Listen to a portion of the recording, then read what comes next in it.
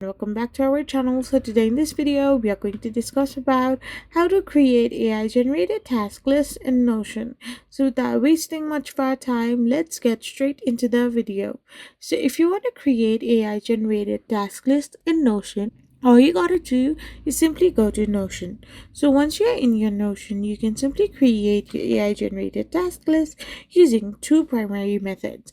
First of all, generating a list from a blank page or document, and automatically generating tasks within a database using the AI Autofill property. So first of all, you can open a Notion page.